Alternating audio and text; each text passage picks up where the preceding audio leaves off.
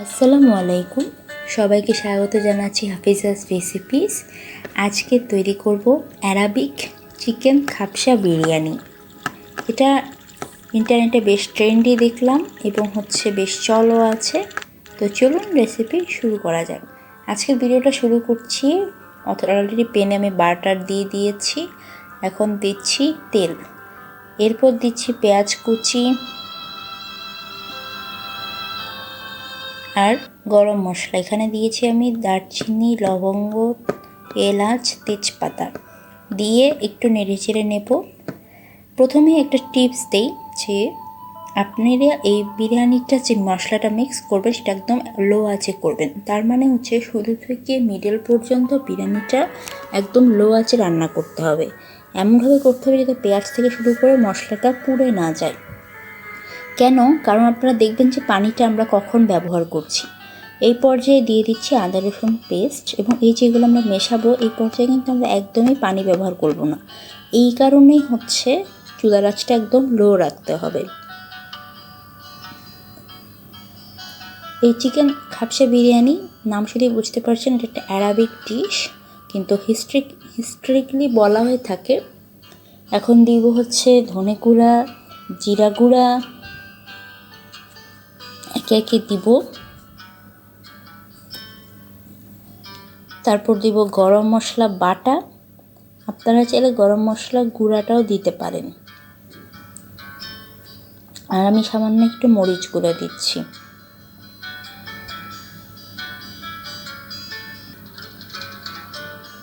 এবার একটু নেড়ে চেড়ে নেব।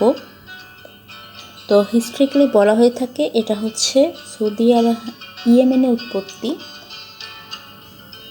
কিন্তু সৌদি আরবিয়ান অনেকে মনে করে থাকে এটা সৌদি আরবের ট্র্যাডিশনাল ডিশ, তবে অনেকে বলে থাকে এটা সৌদি আরবের ন্যাশনাল ডিশ। হ্যাঁ, এটা মিডল ইস্টের একটা খাবার। এখন দিয়ে দিচ্ছি টমেটোটা আমি দেওয়ার আগে একটুখানি লবণ পানিতে বয়েল করে নিয়েছিলাম যাতে খুব তাড়াতাড়ি এটা গলে যায়। আপনারা চাইলে এই জায়গায় টমেটো পেস্টটা ব্যবহার করতে পারেন।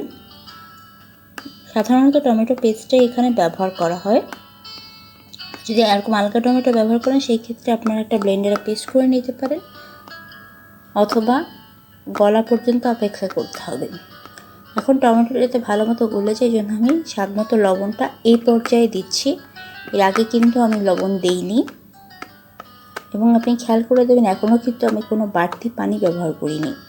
কিন্তু এই যে এখন আমি টমেটোটা দিয়েছি, এই টমেটোটা যখন গলবে এটা কিছুটা পানি ছাড়বে, এবং এখনও পর্যন্ত আমার চুলা কিন্তু লো আঁচেই আছে। এখন আমি পানি দিচ্ছি। আপনারা আরও জেনে অবাক হবেন এই অ্যারাবিক বিরিয়ানিটার সাথে নর্মাল ইন্ডিয়ান হায়দ্রাবাদি বিরিয়ানির যে পার্থক্য সেটা এখানে বিরিয়ানিটা এবং যে চিকেনটা আছে এটা আলাদাভাবে কুক করা হয়। নর্মালি যে আমরা মিক্সটা করে থাকি বিরিয়ানির ক্ষেত্রে, হায়দ্রাবাদি বলেন বা নর্মাল বিরিয়ানি, সেটা এখানে করে না। এটাকে আমি কভার করে রেখেছিলাম 10 মিনিটের জন্য লো আছে। এবার দেখুন পানিটা কমে এসেছে। এখন আমি এখানে যে চিকেনটা আছে সেই চিকেনটা দিব। চিকেনগুলোকে আমি করেছি এখান থেকে বড় বা মাঝারি সাইজের এরকম পিস নিতে হয়। তারপর এটাকে আমি ছুরি দিয়ে বডিতে সামান্য হালকা একটু ফালি করে দিয়েছি যাতে মশলাটা খুব ভালো মতো মেশে। এবং যদি আপনার এখানে, আমার এটা ফার্মের চিকেন মুরগি, আপনার যদি দেশি মুরগি হয় সেক্ষেত্রে আপনি এখানে গরম পানি ব্যবহার করতে পারেন। আপনার চিকেনটা রান্না হতে একটু সময় লাগবে। আর যদি আমার মতো ফার্মের মতো থাকে সেক্ষেত্রে আপনি নর্মাল পানিতেই এটা কুক করতে পারবেন।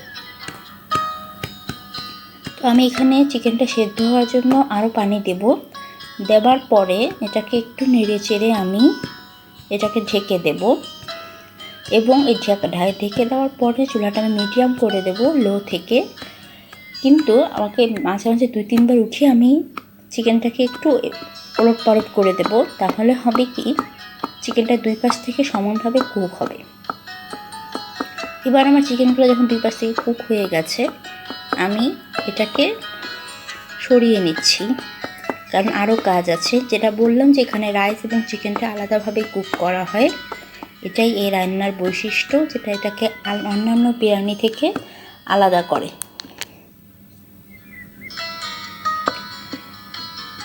তো আমি চিকেনগুলো সরিয়ে নিচ্ছি। এবার যেই গ্রেভিটা আমার আছে ওটাকে একটু নেড়ে চেড়ে নেব। এবারে চালের প্রসেসটাতে আমি আসি। চালটাকে আমি আধা ঘন্টা ভিজিয়ে রেখেছিলাম, এরপর পানি ঝরিয়ে নিয়েছি 10 মিনিট।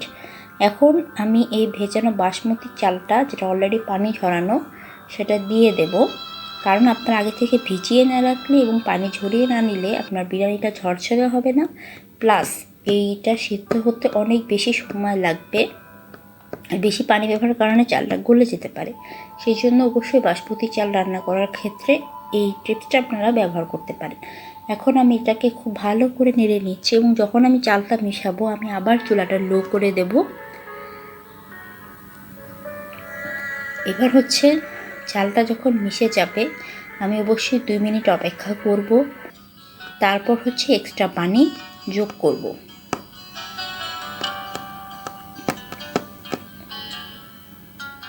এবার আমি ততটুকুই পানি দেবো যাতে চালটা ভালো মতো রান্না হয়ে যায় কিন্তু গলে না যায়, সেই হিসেবে আমি পানিটা দিয়ে দিচ্ছি।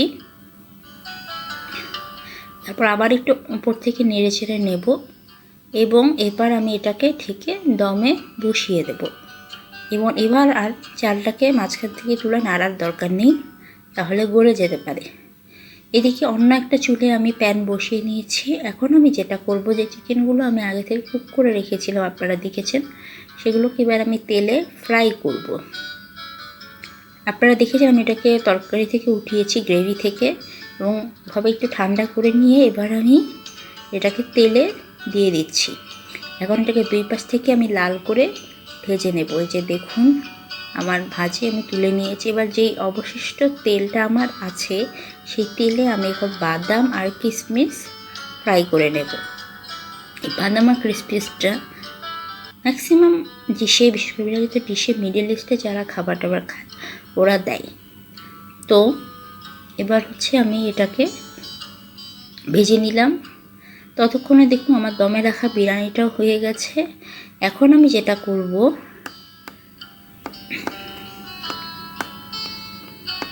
তো দেখুন এই যে যেই মাংসটা আমি ভেজে রেখেছিলাম সেটা আর বাদামগুলো আমি উপর থেকে ছড়িয়ে দিব। তারপর এটাকে ওই লো আছে চুলায় আমি প্রথমে 5 মিনিট রাখবো। এবার 5 মিনিট রাখার পর আমি হচ্ছে চুলা বন্ধ করা অবস্থায় এটাকে ঢেকে আরও 15 মিনিট থেকে আধা ঘন্টা পর্যন্ত ওই অবস্থায় গরম চুলার মধ্যে রেখে দেব। সাধারণত খাবসা বিরিয়ানি চুলাতেই করা হয়, আপনারা চাইলে এটাকে রাইস কুকারেও করতে পারেন। সেম ট্রিক্স ফলো করতে হবে এবং শেষ মুহূর্তে এটাকে দমে রাখতে হবে ভালো স্বাদ পাওয়ার জন্যে। এবার এটাকে আমি চুলা বন্ধ অবস্থায় 10 মিনিট রেখে দিয়েছি। দেখুন সমস্ত পানি তেল সব শুকিয়ে এসছে, কিন্তু বিরিয়ানির নিচ থেকে লেগে যায়নি। আমার বিরিয়ানিটা প্লেটে উঠানো হয়ে গেছে, একটু সাজিয়ে দিচ্ছি। তো আশা করি এই রেসিপিটি আপনাদের ভালো লেগেছে। আপনার নিজের দেশে বসেও একটা ভিন্ন দেশের রেসিপি ট্রাই করতে কার না ভালো লাগে, তাই সেই অর্থে আপনি এই রেসিপিটি বাসায় বানিয়ে খেতে পারেন। আশা করি ভিডিওটি আপনাদের ভালো লেগেছে। ভিডিওটি ভালো লাগলে অবশ্যই চ্যানেলটি সাবস্ক্রাইব করার অনুরোধ থাকবে, হাফিজাস রেসিপিস। এছাড়া আমাদের ফেসবুক এবং ইনস্টাগ্রামে ফলো করতে ভুলবেন না। আমাদের সবগুলো ভিডিও রেগুলারলি ফেসবুকে আপলোড করা হয়। তো সবাই ভালো থাকবেন, আবার দেখা হবে।